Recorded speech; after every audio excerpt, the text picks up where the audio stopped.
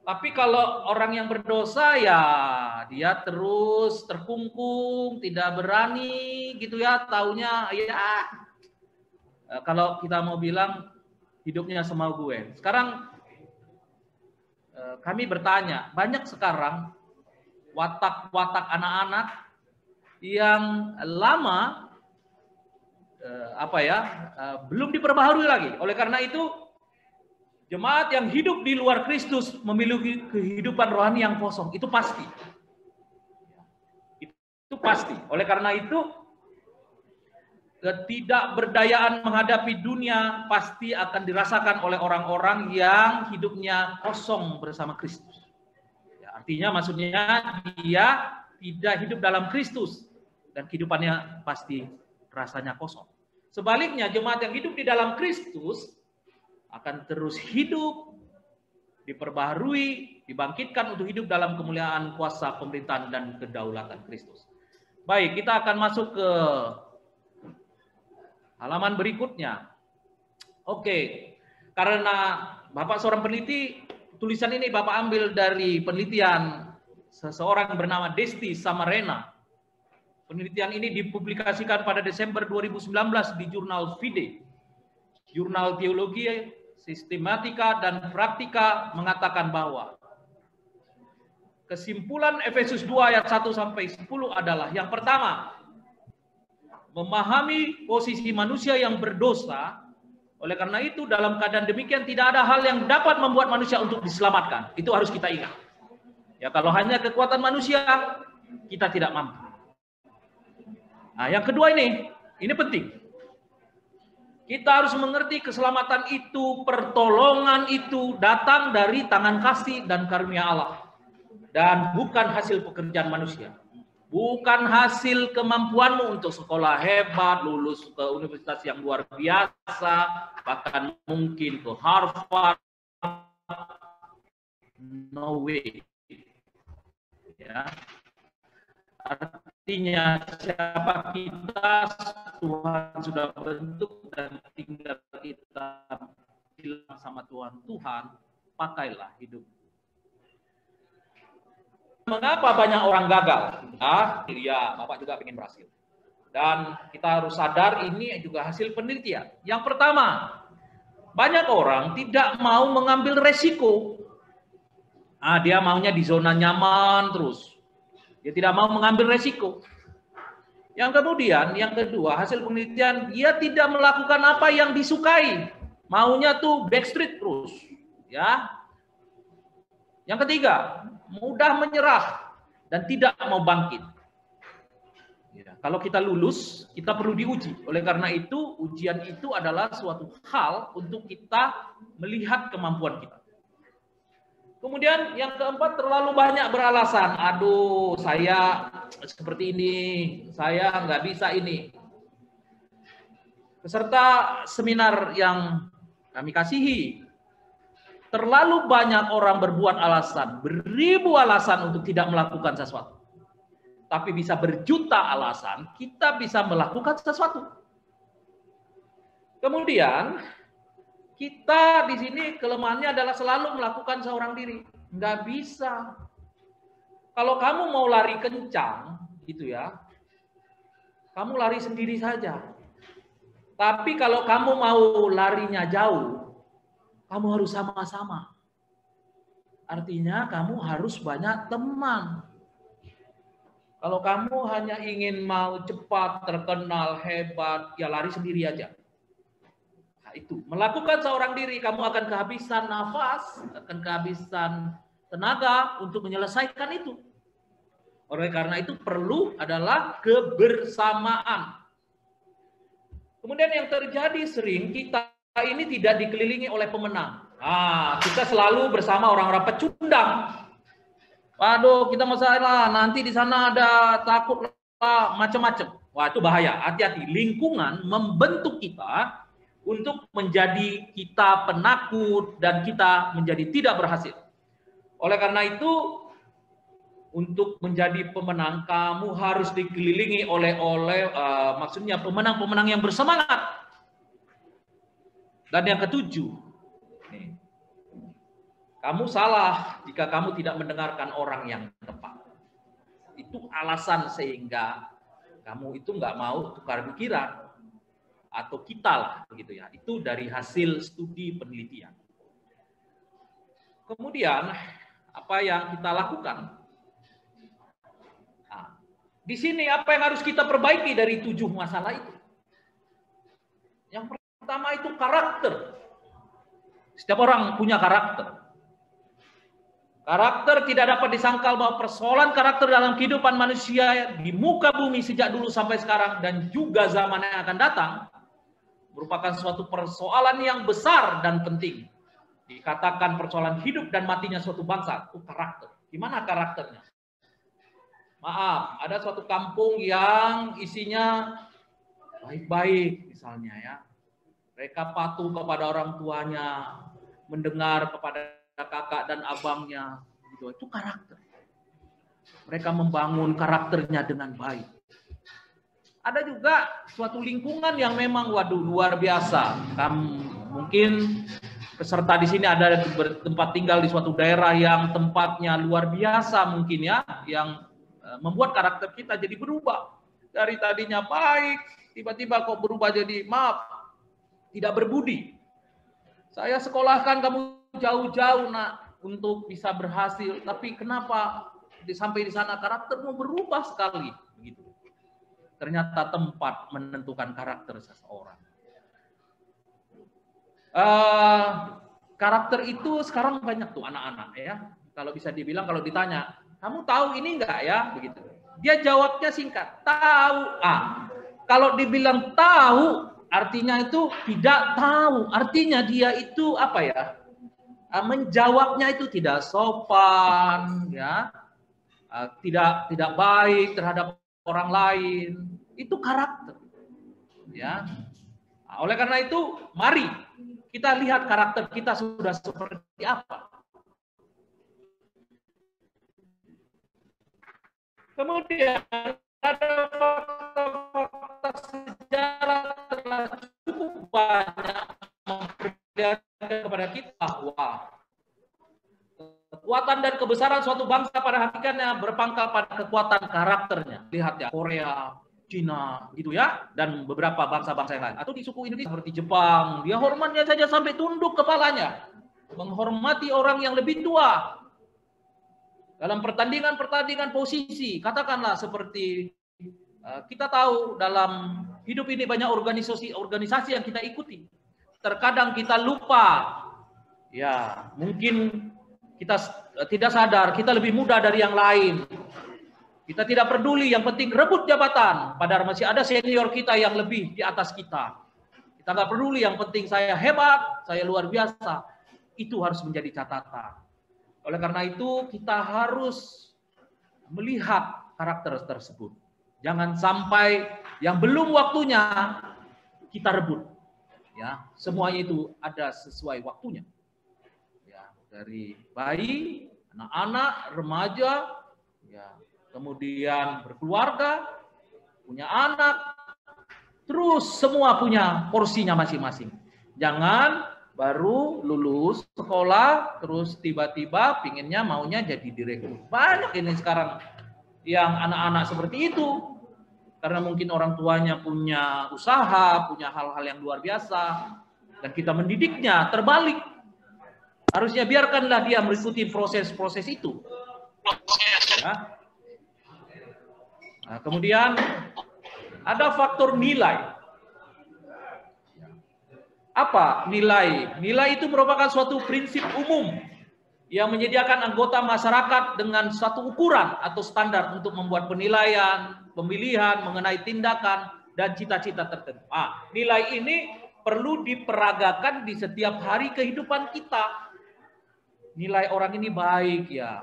Saya bukan hanya bertemu dengan dia saat ini dia baik, tapi dari dulu, dari kecil sampai dia menjadi orang yang berhasil, dia baik. Gitu ya. Nilai ini penting, bukan hanya waktu ketemu, dia baik. Salah. Nilai itu prosesnya panjang.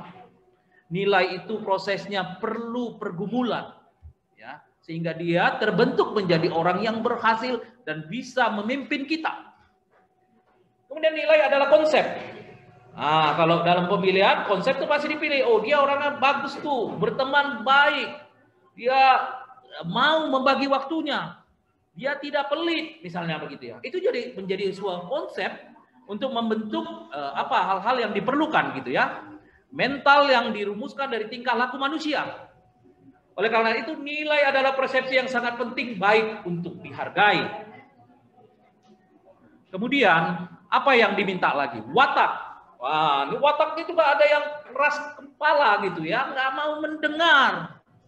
Ya, mengajak seluruh stakeholder masyarakat untuk kembali menyadari pentingnya menanamkan watak-watak yang baik kepada anak-anak. Oleh karena itu, di seminar ini kami ingin memanaskan kembali tema-tema yang sebetulnya sudah klasik, namun tetap relevan di segala zaman. Ya, untuk kembali digali, ditanamkan kembali kepada generasi muda nih, kepada mahasiswa. Bukan hanya di Universitas Singapura Bangsa Kerawang. Bapak lihat ada yang dari Pajajaran, ada yang dari mana? Kembangkan, ya. Oleh karena itu bangun, ya. Oleh karena itu apa yang harus dilakukan? Ya, kembangkan masa depan dengan Orate Labora. Mengapa Orate Labora? Ya, berdoa itu sangat perlu. Tapi kalau tidak berbuat apa-apa, ya tidak ada hasil. Hanya kasih karunia Tuhan memang yang menyelamatkan. Tetapi Tuhan minta kamu juga bekerja. Orate Labora.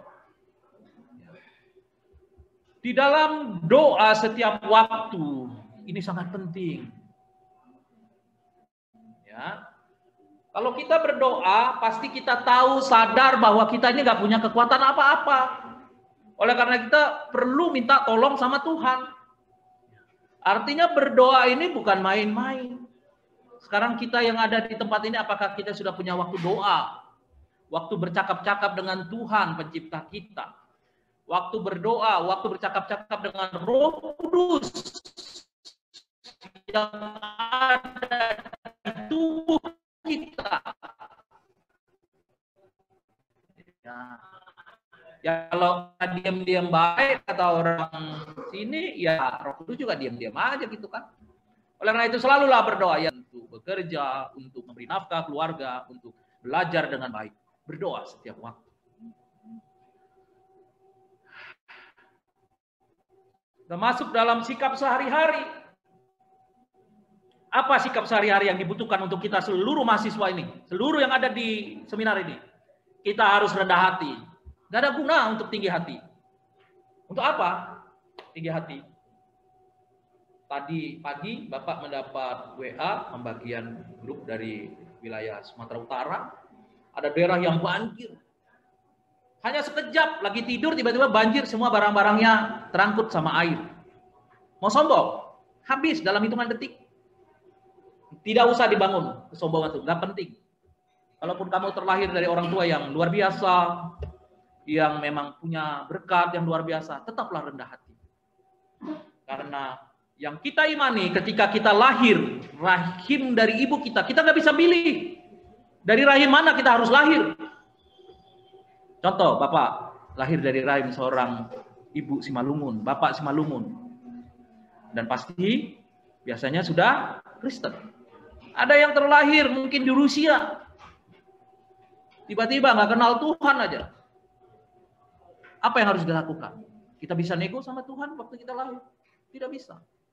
Oleh karena itu ketika kita hidup, mari melakukan dan mendengar apa yang Tuhan katakan di dalam hidup kita lewat Alkitab. Dan kita melakukan kemungkinan-kemungkinan yang mungkin. Nah, nih, setelah rendah hati, lakukan kemungkinan-kemungkinan yang mungkin, yang pasti baik. Belajar, kenali keluargamu. Nah, mungkin di sini banyak nih keluarga-keluarga yang nggak pernah ngubungin saudara-saudaranya lagi, sombong karena mentang-mentang sudah punya sesuatu. Ya. Ibunya juga lupa ditelepon, bapaknya juga lupa dikomunikasi, ya. Sudah sibuk dengan diri sendiri. Ya. Nah, kalau itu terjadi hari ini, kesatuan itu harus terjadi. Cepat telepon orang tuamu, cepat komunikasi dengan orang tuamu, cepat berbicara dengan teman-temanmu yang kamu lupa. Karena kerendahan hati itu lebih baik daripada kesombongan. Itu sikap sehari-hari untuk kita bisa mengembangkan diri. Ya, karena seperti tadi Gilbert menjelaskan bahwa ya memang sudah ada yang given yang Tuhan kasih, ya lewat DNA dan sebagainya. Siapa yang bisa menyanyi DNA dari orang Yahudi? Oh, sangat pintar, hampir semua ciptaan-ciptaan yang dipakai saat ini adalah dari suku bangsa di sana. Begitu ya. Dan itu memang Tuhan yang beri. Oleh karena itu, apa yang given dengan kita? Yang given dengan kita adalah kerendahan hati. Mari kita bangun mentality kita. Mari kita bangun untuk kehidupan masa depan untuk semua ciptaan Tuhan. Bukan hanya diri kita sendiri. Kemudian, karena kita kerendahan hati itu pasti hati yang bicara. Ya, hati bicara. Kerendahan hati adalah kerelaan untuk merendahkan diri di hadapan Tuhan dan ketaatan dalam melakukan kehendaknya. Bukan kehendak kita. Di sini yang diminta buat kita adalah kerendahan hati, adalah kerelaan untuk merendahkan diri di hadapan Tuhan dan ketaatan dalam melakukan kehendaknya. Nah, itu yang kami lihat sangat penting di situ. Nah, di sini karena ada kerendahan hati kita harus berubah. Ya, kalau dulu kita keras, dulu kita sombong, dulu kita merasa hebat, universitas kita lebih hebat, begitu ya. Atau prodi kita lebih hebat, saya tidak bisa masuk di prodi ini, aduh bagaimana. Kamu harus berubah, tetap bersyukur gitu ya. Time for change untuk saat ini ya. Kita berubah. Oleh karena itu saya ada satu video mungkin yang bisa kita share saat ini.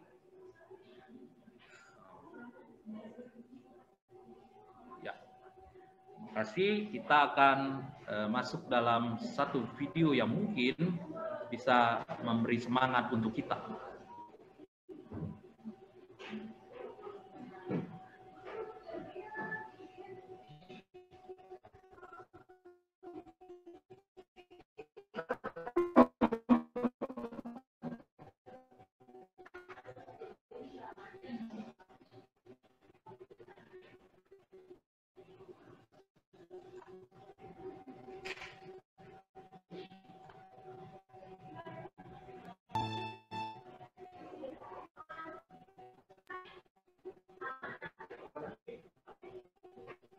Maaf, kita ulang. Mungkin dari panitia kali bisa bantu?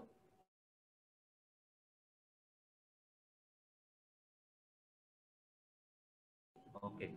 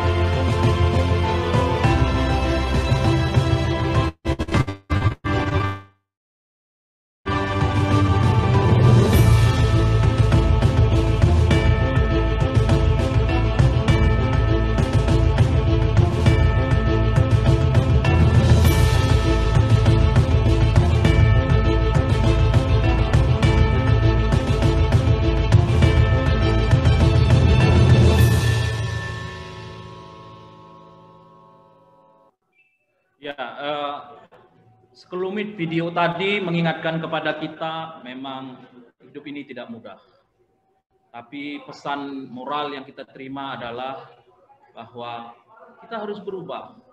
Ya, kita harus berteman dengan semua orang dan tinggalkan yang tidak baik dan teruskanlah yang baik. Ya. Karena prinsip hidup itu ya bersama kita harus maju. Ya.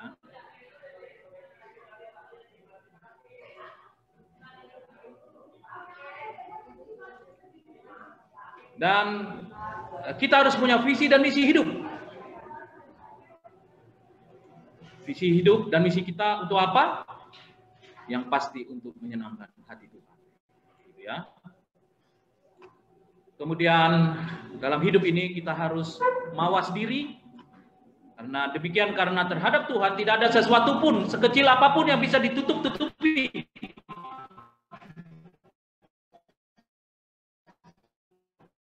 Harus terbuka dan berusaha berjalan di atas tunjuknya.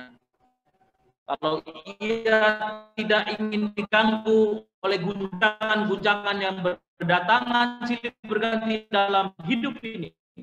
Oleh karena itu jangan ditutupi di hadapan Tuhan. Dan petunjuk-petunjuk itulah kekayaan. Dan kegelisahan yang selalu kita rasakan, keluh kesah akan berhenti. Oleh karena itu, kita harus mawas diri. Dan apa yang diminta terakhir? Monitor, kontrol dirimu. Manusia harus terus-menerus mengadakan kontrol diri atau mawas diri dengan cermat. Semua ini sulit dilakukan tanpa mengajak peran Tuhan di dalamnya. Ini sering dilalaikan orang. Akibatnya apa yang disebut mawas diri hanyalah lip service belaka.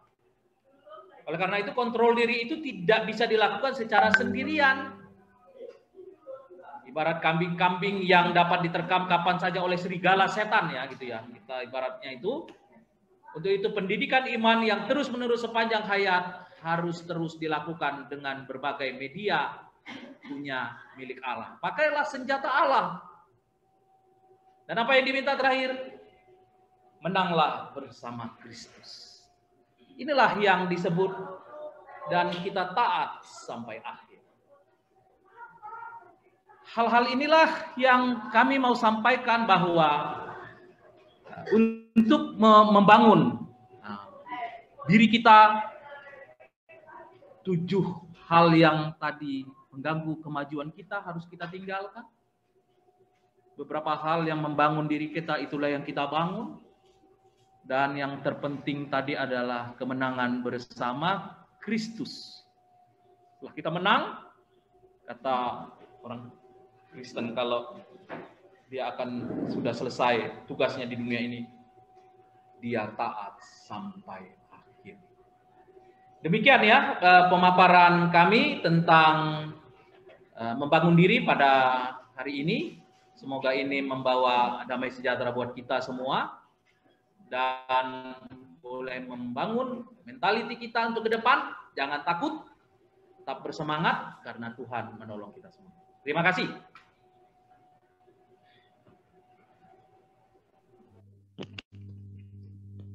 Terima kasih kepada Bapak Dr. Insinyur Yuliarman Saragi, STMT IPM, atas materi yang telah disampaikan. Selanjutnya, teman-teman, kita akan mulai sesi tanya jawab. Silakan, teknisnya itu nanti pertanyaan dapat disampaikan melalui kolom chat. Nah, nanti akan dipilih 3 pertanyaan terbaik, lalu akan dijawab oleh pemateri.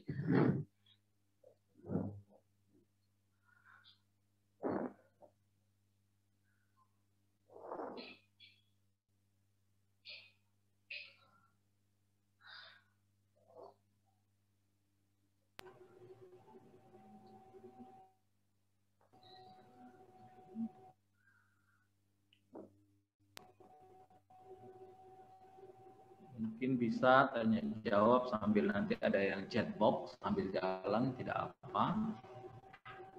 Sehingga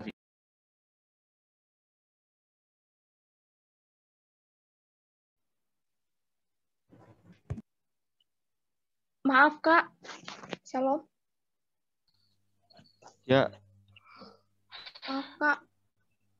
Saya ingin bertanya, Kak. Oh ya, paling gini teman-teman semua, nanti boleh pertanyaannya diketik di kolom chat dengan apa yang ingin ditanyakan. Nah, nanti akan saya persilakan untuk bertanya. Begitu paling teman-teman.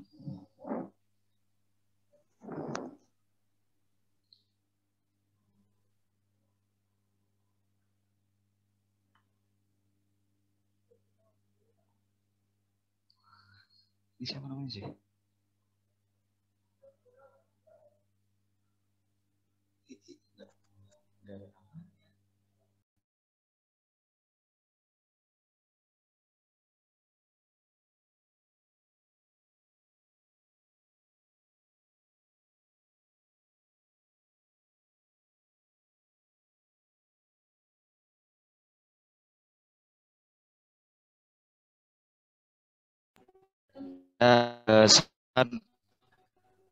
Untuk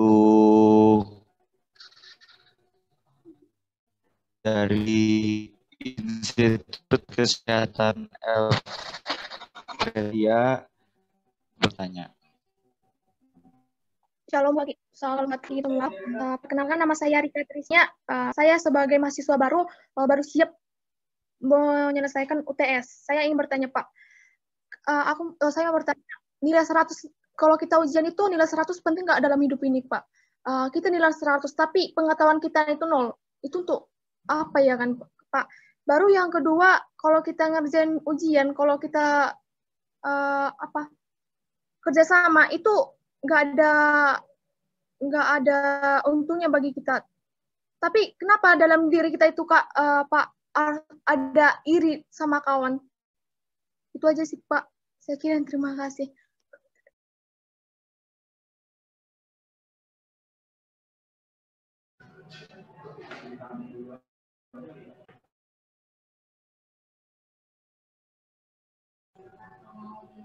Mau langsung dijawab?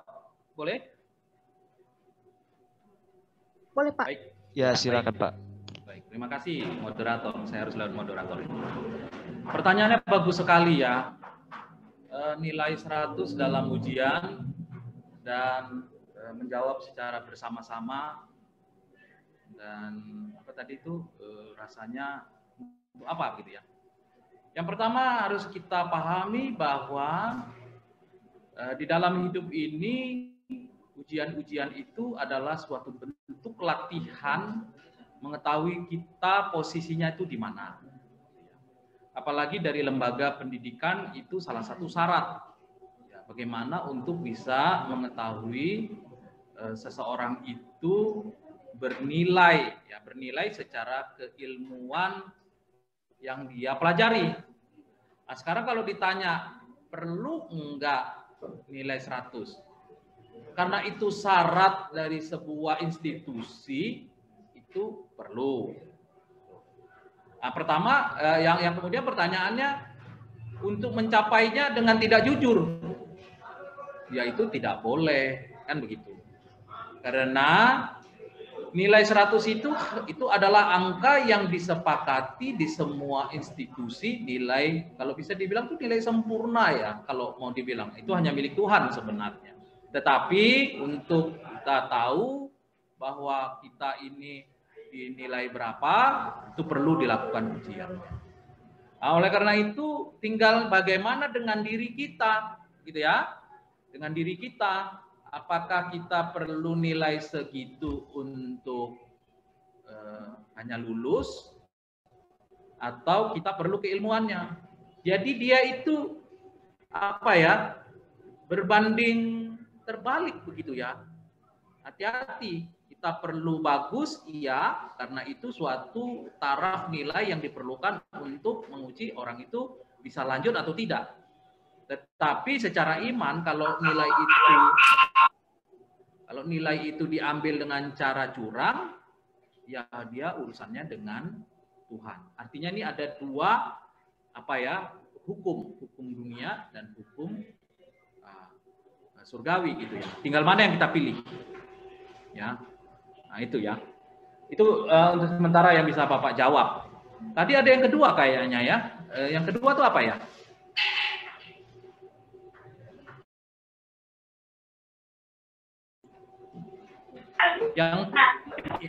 Yang pertanyaan menyambung tadi kayaknya itu.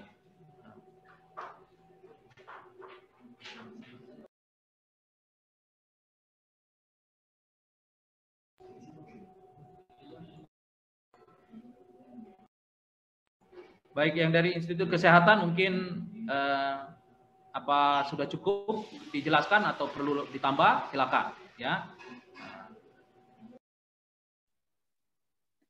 Tapi kan Pak, kayak nggak adil ya. Tuhan, aku jujur lah. Kenapa yang lain bisa nilai 100? Dan dosen pun beranggapan gimana ya? Mereka lebih pintar daripada kami yang kurang nilai itu. Kami jujur lah ngerjain. Tapi kenapa Tuhan nggak adil? Seperti itu, Pak. Baik, ini kembali kepada keimanan kita. Kita percaya bahwa Tuhan itu pernah tidur ya. Itu yang kalau kamu di dalam lingkungan yang tidak jujur, jangan kamu terpancing anak-anak pancing yang tadinya jujur karena di lingkungannya tidak jujur kita ikutin dan akhirnya kita terbentuklah karakter tidak jujur. Disinilah yang diminta di dalam seminar ini, kita harus jujur dan kontrol diri, jangan terpancing. Ya, Tuhan itu bukan nggak adil, adil. Dia tak.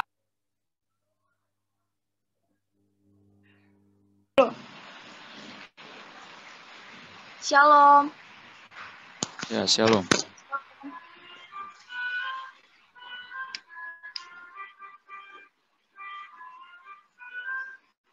Shalom. Shalom. Boleh langsung sampaikan pertanyaannya.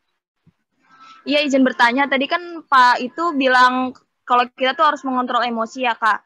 Gimana caranya kita ngasih tahu orang-orang yang marahnya suka nggak bisa ngontrol dirinya? Terima kasih. Ya, silakan untuk Bapak Yuli. Terima kasih.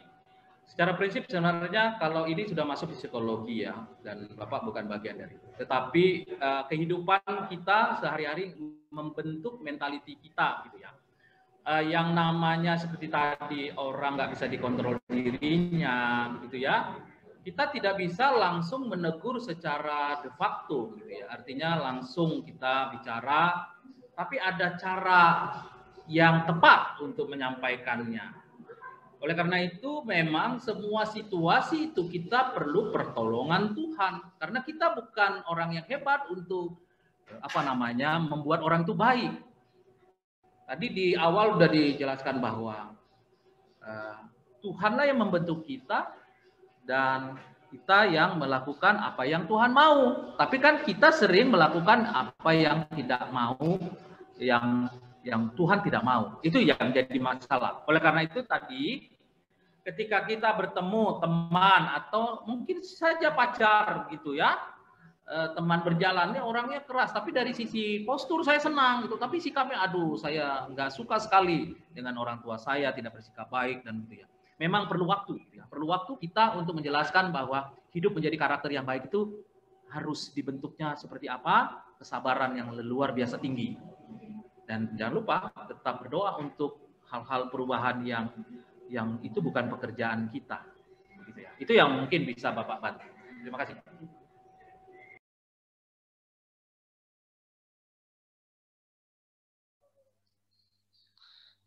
Ya, terima kasih Pak Yuli. Untuk Meli Andani, itulah jawaban dari Pak Yuli.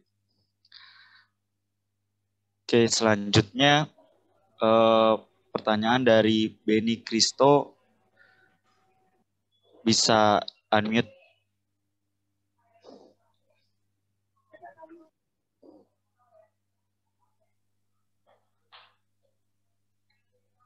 Untuk Beni Kristo, silakan sampaikan pertanyaannya. Boleh di-unmute audionya.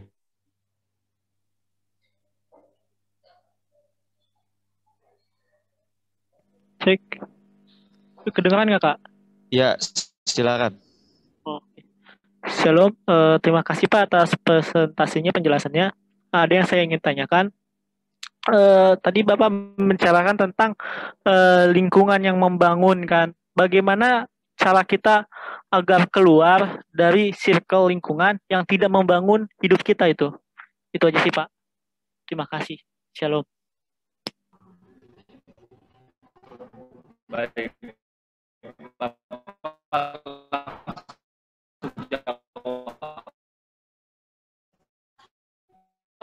Tapi kita diberi pilihan, gitu ya. Oleh karena itu, ketika kita sudah tahu kita berada di dalam lingkungan yang tidak mampu kontrol, ya, kita harus perlahan-lahan untuk tidak meneruskan lingkungan itu. Kenapa? Contoh, maaf ya, dalam lingkungan itu teman-temannya berkelahi terus, gitu ya, bahkan pukul-pukulan. Ya, kalau kita ikut di situ terus, ya kita akan jadi temperamen tinggi. Oleh karena itu kita tahu lingkungan itu tidak membimbing dan mendidik kita. Kita harus segera, ya, segera keluar dari lingkungan itu dan berdoa untuk lingkungan teman-teman kita itu berubah. Karena yang bisa merubah itu diri kita bukan orang lain. Ya. Oleh karena itu yang tadi terpenting. Kalau tahu lingkungan sudah nggak baik, terus kamu akan bertahan di situ ingin seperti menjadi seorang yang bisa memperbaiki sikap dan lingkungan di situ, jangan sampai kamu yang akan terbawa, begitu ya. Oleh karena itu cepat ambil sikap. Apabila di tempat dan lingkunganmu tidak bisa membangun dirimu untuk kamu menjadi dewasa, kamu menjadi maju, gitu ya. Dan doakan lingkungan itu akan menjadi baik. Itu saja ya, Bapak.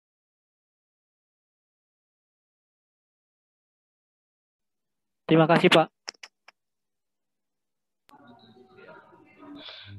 Ya,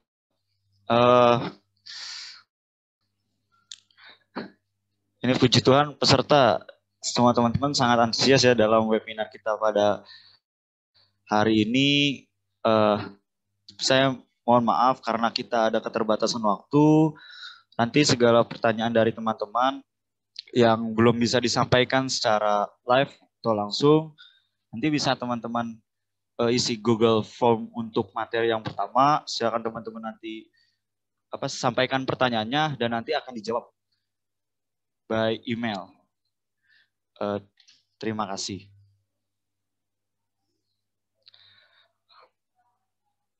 Oke, selanjutnya saya akan membacakan kesimpulan dari materi 1 yang disampaikan oleh Bapak Dr. Insinyur Yuliarman Saragi, STMT IPE. Yang pertama, kita sudah disiapkan Allah dari jauh sebelumnya dan kita sudah mempunyai fungsi masing-masing kenapa kita diciptakan oleh Tuhan. Dan waktu kita di dunia ini adalah untuk melayani Tuhan. Dan keselamatan yang ada pada kita itu hanya berasal dari Tuhan dan bukan berasal dari diri kita sendiri. Ada 7 alasan orang gagal. Yang pertama, tidak mau mengambil resiko. Dan yang kedua, tidak mau melakukan apa yang disukai. Yang ketiga, mudah menyerah. Yang keempat, terlalu banyak gaya. Yang kelima, melakukan seorang diri, individualis. Yang keenam, tidak dikelilingi oleh pemenang. Dan 7, tidak mendengar orang yang tepat.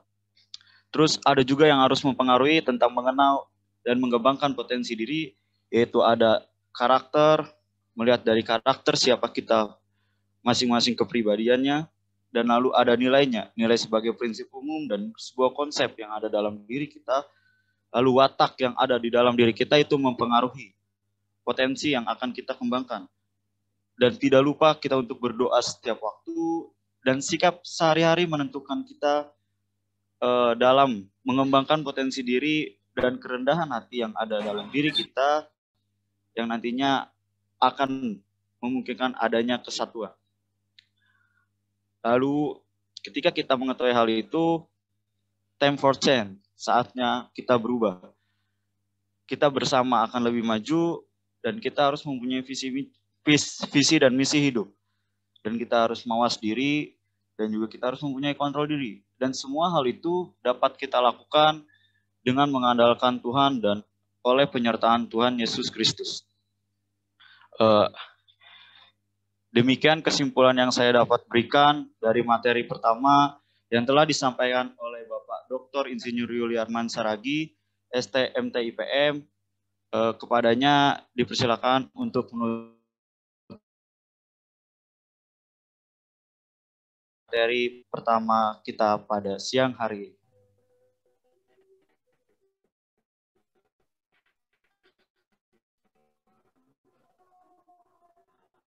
Baik,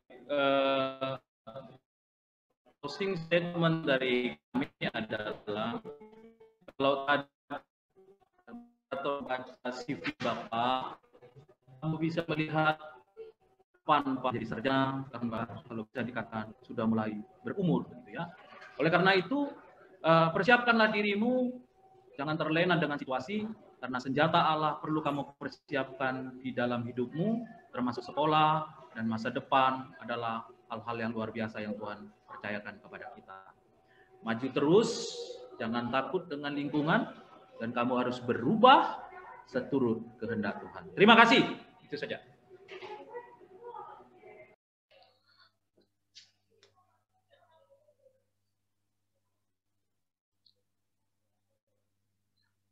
Oke, teman-teman, peserta webinar sekalian, kini kita akan memasuki materi kedua yang akan dibawakan oleh Kak Marcel Blessing. Sebelum kita memasuki materi kedua, izinkan saya untuk membacakan CV pemateri kedua.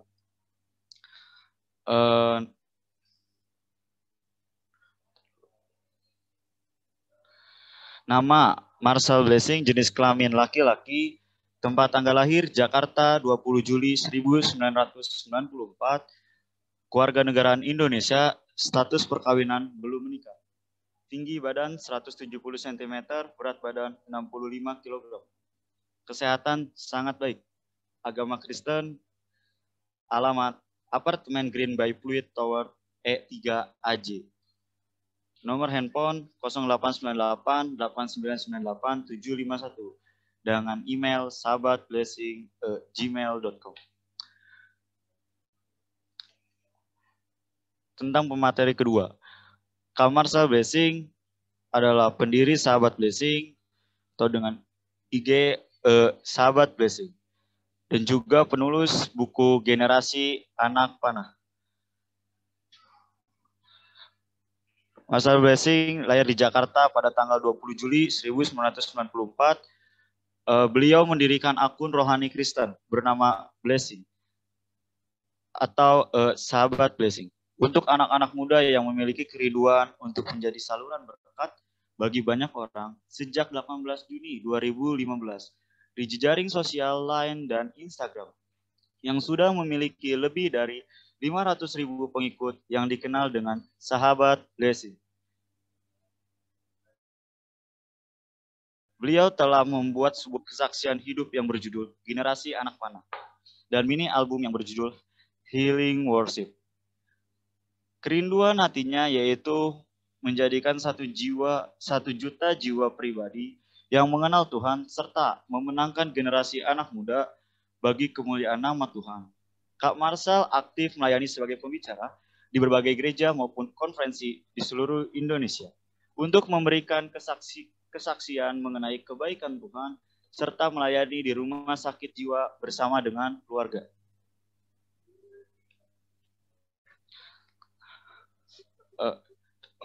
Organisasi experience atau pengalaman organisasi. Yang pertama, sebagai staf Bina Nusantara English Club tahun 2012 sampai 2014, sebagai mentor Student Learning Community dari 2013 sampai 2014. Pendidikan SD Tunas Karya dari 2006 sampai tahun 2000 sampai 2006. Lalu SMP Saint Caroline dari 2006 sampai 2009.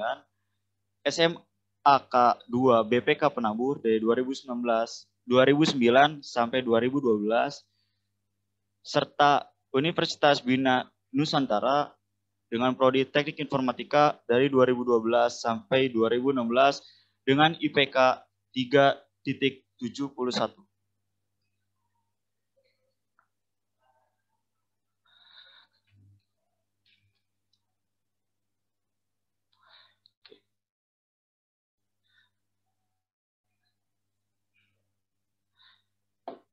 Oke, selanjutnya kita akan masuki ke materi kedua,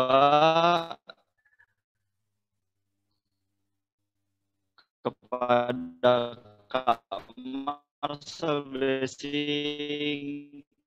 Saya persilakan. Terima kasih untuk waktu dan kesempatan yang diberikan. Shalom teman-teman. Perkenalkan, nama saya Marcel. Saya mau mengucapkan terima kasih kesempatan dan juga kepercayaan yang telah diberikan untuk menyampaikan materi. Saya mulai untuk menyampaikan materi lebih lanjut. Saya izin untuk men-share screen terlebih dahulu. Apakah teman-teman sudah melihat materi tersebut? Kalau sudah, boleh kasih jempol.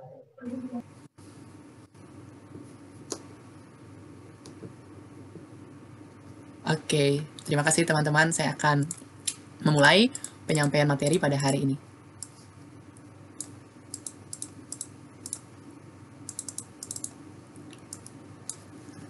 Hari ini saya dikasih sebuah tema yaitu Don't Limit Yourself, yang artinya jangan membatasi dirimu. Adanya penyampaian materi hari ini dimaksudkan dengan adanya 4 tujuan yang ingin dicapai. Yang pertama yaitu agar setiap kita mengetahui keberadaan atau penyertaan Tuhan dan iman dalam proses pengembangan potensi diri. Yang kedua, mengetahui macam-macam potensi diri. Yang ketiga, mengetahui cara mengembangkan potensi diri. Dan yang keempat, mengetahui faktor-faktor penghambat dan pendukung dari potensi diri. Kiranya penyampaian materi yang akan saya sampaikan hari ini dapat mencapai setiap tujuan yang ingin dicapai pada kesempatan hari ini. Sebelum kita masuk ke dalam pembahasan yang lebih dalam, firman Tuhan berkata di dalam Efesus pasal yang kedua ayat yang ke-10, karena kita ini buatan Allah diciptakan dalam Kristus Yesus untuk melakukan pekerjaan baik yang dipersiapkan Allah sebelumnya.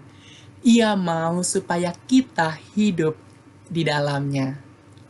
Ayat yang baru saja kita baca ini teman-teman sebenarnya dilatar belakangi oleh perkataan dari Rasul Paulus kepada jemaat di Efesus bahwa karena kasih karunialah mereka diselamatkan oleh iman.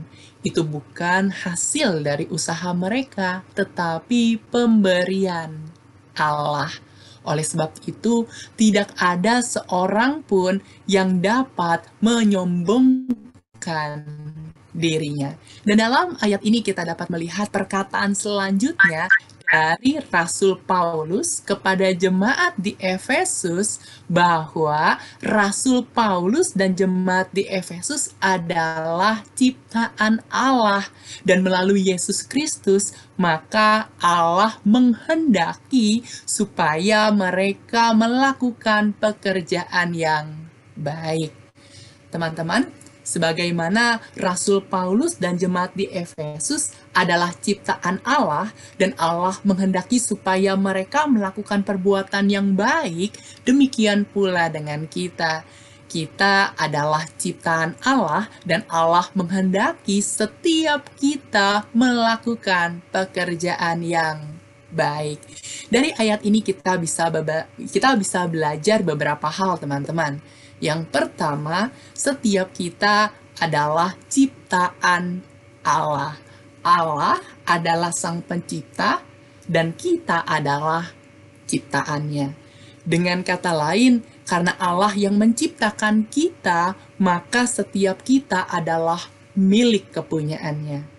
Karena Allah yang menciptakan kita, maka setiap kita begitu berharga di matanya. Karena Allah yang menciptakan kita, maka setiap kita begitu dikasihi olehnya. Ketahuilah bahwa sebagai Sang Pencipta, maka Allah memiliki tujuan atas ciptaannya. Hal kedua yang dapat kita pelajari yaitu bahwa setiap kita diciptakan untuk melakukan pekerjaan baik. Setiap kita diciptakan dengan sebuah tujuan, yaitu untuk melakukan pekerjaan yang baik dan bukan pekerjaan yang jahat. Dengan kata lain, ketika Allah menciptakan setiap kita yang ada sebuah Tuhan persiapkan atas kehidupan setiap kita. Saya percaya bahwa ketika Tuhan potensi diri atau suatu kemampuan baik yang telah dipersiapkan oleh Allah bagi setiap kita. Oleh sebab itu, sangatlah seharusnya tidak membanding-bandingkan diri kita dengan orang lain, sebab setiap kita memiliki potensi atau kemampuan yang berbeda. Namun ketahuilah bahwa kita memiliki tujuan yang sama, yaitu untuk memuliakan nama Tuhan. Sebelum kita berbicara mengenai bagaimana cara menemukan potensi diri lalu mengembangkannya, kita akan belajar terlebih dahulu teman-teman mengenai macam-macam potensi diri. Setelah kita mengetahui bahwa Allah lah yang telah memberikan potensi diri atau kemampuan di dalam kehidupan setiap kita untuk melakukan pekerjaan yang baik yang telah dipersiapkan oleh Allah. Macam-macam potensi diri. Macam-macam kemampuan yang Allah berikan di dalam kehidupan setiap kita. Mungkin ada teman-teman yang memiliki potensi atau memiliki kemampuan di dalam hal bernyanyi. Teman-teman memiliki potensi atau sebuah kemampuan di dalam bidang bermain musik. Atau juga teman-teman ada yang memiliki potensi di dalam menjadi seorang vlogger, membuat video dan sangat percaya diri ketika berada di depan kamera. Atau mungkin ada juga teman-teman yang memiliki kemampuan atau potensi diri dalam hal atau bidang fotografi. Ketika teman-teman memegang kamera, teman-teman begitu senang untuk mengabadikan hal-hal yang menurut teman-teman itu baik. Atau mungkin ada juga teman-teman yang memiliki potensi di dalam hal make up. Artinya ketika teman-teman make up, teman-teman senang di dalam melakukan hal tersebut dan begitu mudah untuk teman-teman melakukannya. Atau mungkin juga ada teman-teman yang memiliki potensi di dalam bidang olahraga. Saya tunjukkan beberapa macam-macam potensi sehingga teman-teman dapat mudah untuk mengetahui kira-kira potensi diri apa sih yang aku miliki. Mungkin teman-teman memiliki potensi di dalam bidang olahraga, baik itu mungkin bermain basket, bermain pingpong, bermain sepak bola, tenis, dan lain sebagainya. Atau mungkin juga ada teman-teman yang memiliki potensi dalam hal menari. Atau mungkin juga teman-teman memiliki potensi dalam bidang membuat sebuah film. Baik itu film pendek ataupun film yang berdurasi lebih panjang. Atau mungkin juga teman-teman menyadari bahwa potensi yang Tuhan berikan di dalam kehidupan teman-teman adalah dalam bidang melukis. Menggambar, melukis. Teman-teman suka sekali untuk menggambar pemandangan atau hal-hal sebagainya. Atau mungkin juga teman-teman menyadari bahwa teman-teman memiliki potensi di dalam bidang desain. Teman-teman sangat suka untuk membuat poster, teman-teman sangat suka untuk meng-create hal-hal yang berbau dengan seni. Atau mungkin teman-teman juga menyadari bahwa ada potensi di dalam bidang komunikasi. Seakan-akan ketika saya berkomunikasi, saya sangat senang Kak untuk melakukan hal tersebut. Atau mungkin yang terakhir, teman-teman memiliki potensi di dalam hal sebagai food blogger. Artinya teman-teman suka pastinya makan dan juga mereview makanan yang telah teman-teman konsumsi. Seperti ini. Mungkin ini hanya sebagian dari macam-macam potensi yang ada di dalam dunia ini. Tetapi setidaknya macam-macam potensi ini menunjukkan bahwa setiap kita memiliki potensi yang berbeda. Dan hal ini sangatlah penting untuk kita ketahui sebelum kita dapat mengembangkan potensi tersebut. Potensi diri diberikan supaya kita dapat melakukan pekerjaan baik yang telah Allah persiapkan bagi kita.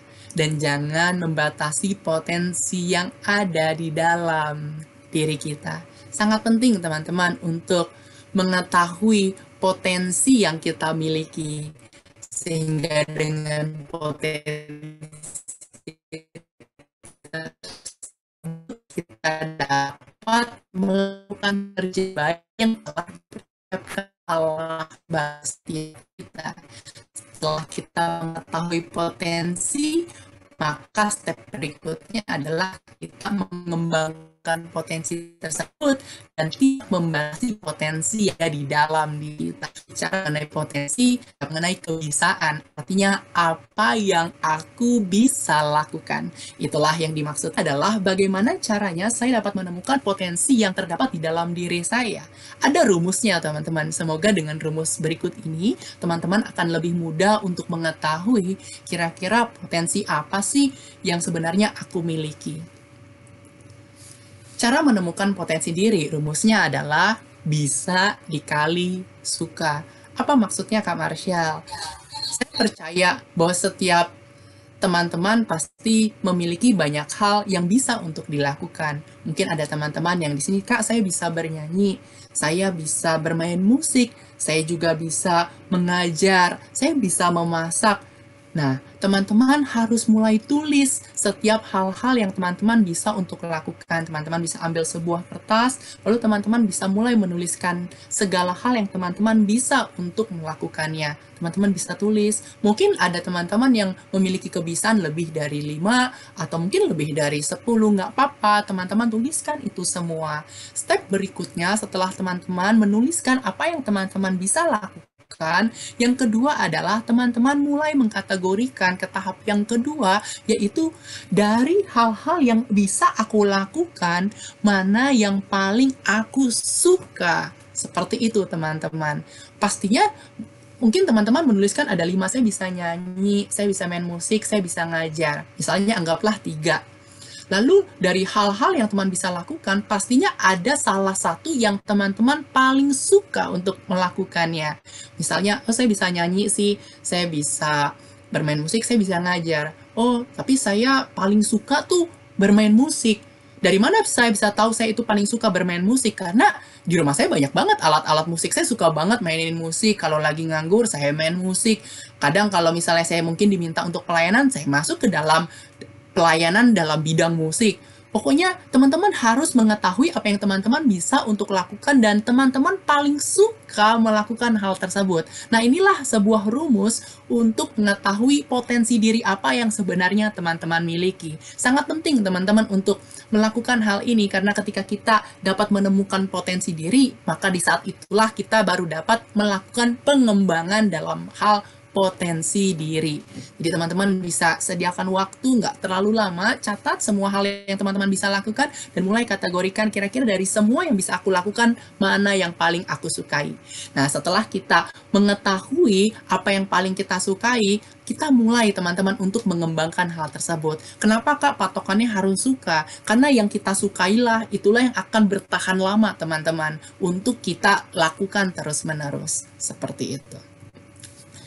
Setelah kita mengetahui potensi diri, maka langkah berikutnya yaitu kita meningkatkan atau mengembangkannya. Salah satu cara untuk kita dapat mengembangkan potensi diri yaitu dengan melatihnya. Berlatih artinya kita mau belajar mendalami potensi diri yang telah kita miliki, teman-teman. Mungkin di sini ada teman-teman yang sudah menemukan, Kak, saya itu potensinya sepertinya di dalam hal bernyanyi. Nah, maka teman-teman harus melatih bidang bernyanyi yang teman-teman sukai. Misalnya, teman-teman bisa mempelajari beberapa genre-genre lagu yang ada. Teman-teman bisa mulai untuk belajar teknik-teknik vokal seperti itu. Dan kalau mungkin teman-teman memiliki kesempatan, teman-teman bisa melanjutkan ke kursus bernyanyi hal-hal yang yang bisa memperdalam teman-teman di dalam bidang tersebut, atau mungkin setiap adanya kesempatan untuk melayani, nah teman-teman bisa masuk ke dalamnya sebagai sarana untuk teman-teman mengembangkan potensi yang teman-teman miliki. Dan kalau ada kompetisi-kompetisi dalam hal bernyanyi pun teman-teman bisa memasuki di dalamnya. Nah, kalau misalnya teman-teman mungkin memiliki potensi diri yang berbeda, Kak, saya sukanya tuh fotografi, Kak. Saya senang banget untuk foto, khususnya foto makanan, Kak. Nah, teman-teman bisa mulai latih terus-menerus, teman-teman bisa mulai belajar dari YouTube, teman-teman bisa melihat cara mengambil angle yang lebih baik dan lain sebagainya. Setelah itu teman-teman bisa mulai memperbanyak ada potensi diri teman-teman miliki. Nah, ini adalah satu cara untuk kita dapat mengembangkan potensi diri, yaitu dengan mau melatihnya. Pastinya di dalam mengembangkan potensi diri ada yang namanya faktor-faktor penghambat dan juga pendukung daripada. Ada sekitar 2 faktor-faktor yang menghambat potensi diri. Yang pertama adalah rasa malas. Rasa malas artinya apa? Seringkali rasanya tuh kita pengen berhenti untuk belajar. Kita rasanya males untuk melakukan latihan. Seperti itu teman-teman. Dan mungkin bisa juga faktor penghambatnya adalah rasa takut. Artinya apa? Rasa takut untuk keluar dari zona nyaman. Takut untuk berubah. Takut untuk mempelajari suatu hal yang baru.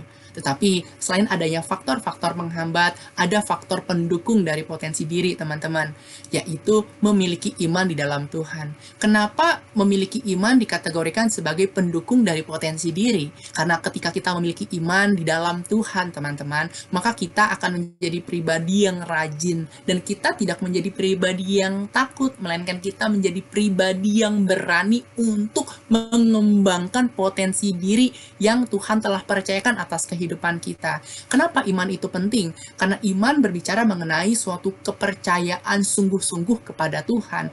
Ketahuilah teman-teman bahwa Tuhan yang menciptakan setiap kita, Tuhanlah yang paling mengetahui potensi yang terdapat di dalam diri kita. Selain itu, Tuhanlah yang paling mengetahui kapasitas hidup kita. Oleh sebab itu, teman-teman, kita